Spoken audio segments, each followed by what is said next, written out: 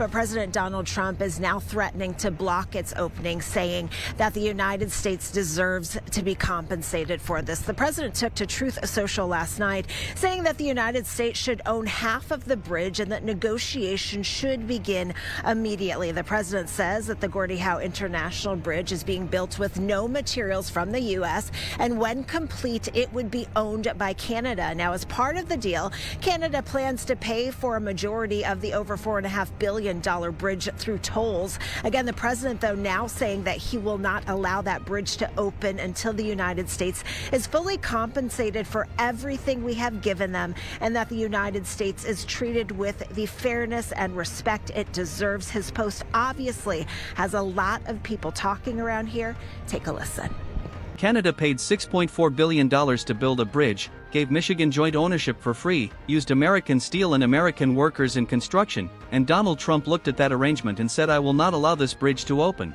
There's a lot to unpack in this one social media post, which is often the case when they come from President Trump. This post, as you mentioned, it's long, it was meandering, it wasn't really very focused, but the broad strokes, if we want to sort of get to that, does revolve around this new Gordie Howe Bridge connecting Windsor and Detroit, set to open very soon. It's completed. There was some talk of a ribbon cutting maybe in March or April. That's not entirely clear.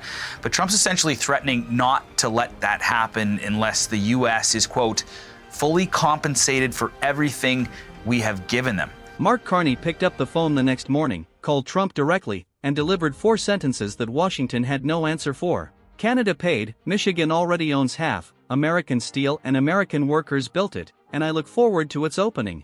That was it. No emergency press conference, no diplomatic crisis, no capitulation. Just 4 sentences of fact delivered to a president who had made claims about the bridge that were factually wrong in almost every detail. U.S. President Donald Trump is making a new threat against Canada tonight, taking aim at a new border crossing.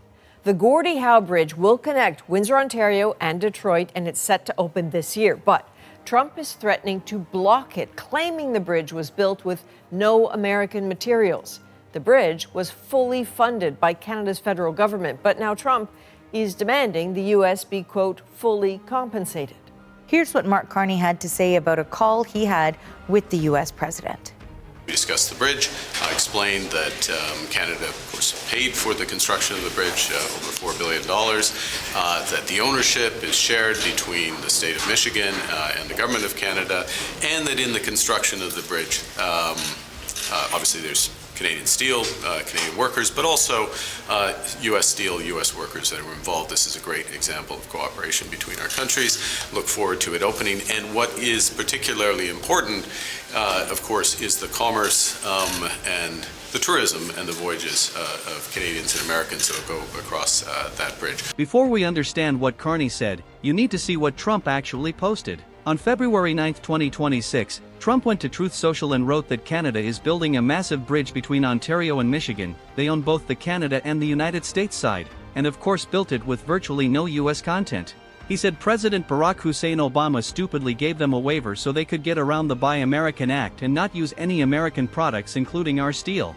Trump demanded the United States should own at least half of this asset and said negotiations would begin immediately. He added that now, on top of everything else, Prime Minister Mark Carney wants to make a deal with China which will eat Canada alive, and we'll just get the leftovers. I don't think so. Here's what Trump didn't mention. The 2012 Canada-Michigan Crossing Agreement is a public document. It has been public for 14 years. It lays out the terms clearly. Canada pays for all construction, every single dollar. Michigan contributes nothing, zero. In exchange, Michigan receives joint ownership of the finished bridge, 50% of the bridge, for free. After Canada recoups its construction costs through tolls, Michigan becomes eligible to receive 50% of all net toll revenues going forward. The state of Michigan receives a share of billions in future revenue from an infrastructure project it funded with $0. That agreement was signed by Michigan's Republican Governor Rick Snyder. It was reviewed and approved by the United States Department of State, which issued the presidential permit in 2013 allowing construction to proceed. It was endorsed by Trump himself in 2017 in a joint statement with Prime Minister Justin Trudeau. That statement called the bridge a vital economic link between the two countries. Trump's own administration then signed $15 million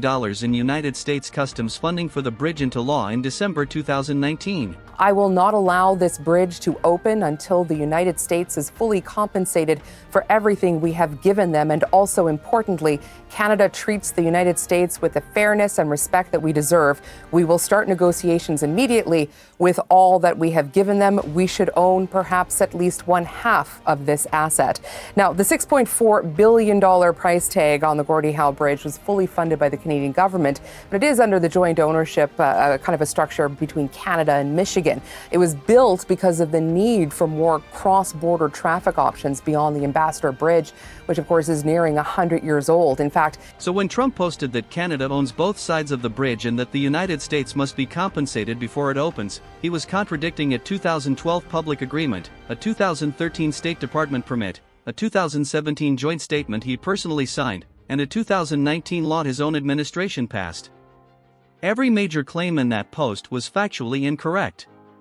The bridge was not built with virtually no United States content. American steel and American workers were used on the Michigan side.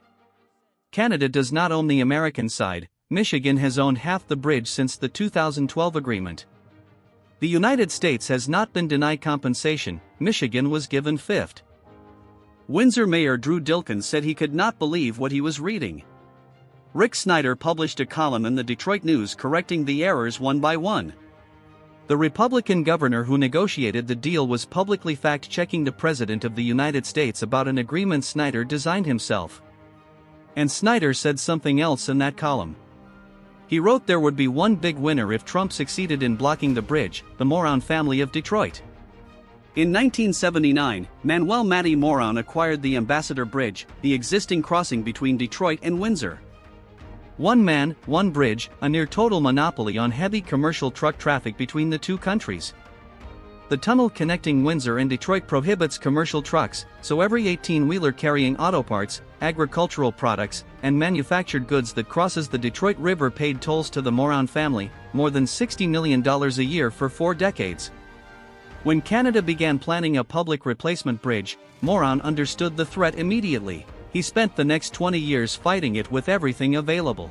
$30 million on a Michigan ballot initiative requiring voter approval for new bridge construction. It failed at 60% against. Multiple federal lawsuits claiming exclusive rights to any Detroit-Windsor crossing. Lost every case, including a Supreme Court challenge the justices refused to hear. Television advertisements on Fox and Friends during Trump's first term directly asking the president to cancel the project. Trump did not cancel it, his administration funded it and called it vital. Snyder wrote that there would be one big winner if Trump succeeded in blocking the bridge, not Canada, the Moron family. He said picking this bridge as leverage does not make sense. The stoppage would primarily harm Americans. It was not a partisan attack, it was a factual assessment from the man who designed the agreement. Michigan House Speaker Matt Hall, a Republican defending Trump's threat to reporters, mentioned that there was already a bridge owned by an American family. He suggested those owners could also be subject to retaliatory tactics from Canada. The Moron family was being named in a press briefing about why blocking the Gordie Howe Bridge was a good idea. No one at the White House addressed the connection. Trump's threat was supposed to demonstrate American leverage over Canada. What it demonstrated instead was that the most important swing state in American politics would not follow the president into a fight against its own infrastructure. Senator Alyssa Slotkin, a Democrat, was direct. Canceling this project will have serious repercussions for Michigan businesses, supply chains, and ultimately higher costs for Michigan consumers. Michigan Governor Gretchen Whitmer did not stay quiet. Her press secretary Stacey LaRouche issued a statement calling the bridge all about jobs, good for Michigan workers, good for Michigan's auto industry. She noted that Canada financed the construction, union workers from both sides of the border built it, and it operates under joint ownership. The Gordie Howe Bridge solves a problem that has cost American businesses money for decades. The Ambassador Bridge was built in 1929, 97 years old. Its approach on the Canadian side connects to city streets in Windsor, meaning commercial trucks must navigate surface roads, traffic lights, and urban intersections before reaching the highway. The Gordie Howe connects directly to Ontario Highway 401 on the Canadian side and Interstate 75 on the American side, freeway to freeway, no city streets, no traffic lights, no delays. A University of Windsor study calculated that the Gordie Howe Bridge cuts up to 20 minutes off commercial crossing times. Over 30 years, that saving translates to $2.3 billion in reduced costs for truckers and the industries they serve. Trump's post went up on the evening of February 9, 2026. Carney called Trump the following morning. The call did not require a long argument. Carney laid out 4 facts. Canada paid $4 billion to build the bridge. The state of Michigan and the government of Canada share ownership under the 2012 agreement. Canadian and American steel were both used in construction. Canadian and American workers both built it. Then Carney walked out to speak to reporters on Parliament Hill. He said he told Trump this is a great example of cooperation between the two countries. He said he looks forward to its opening.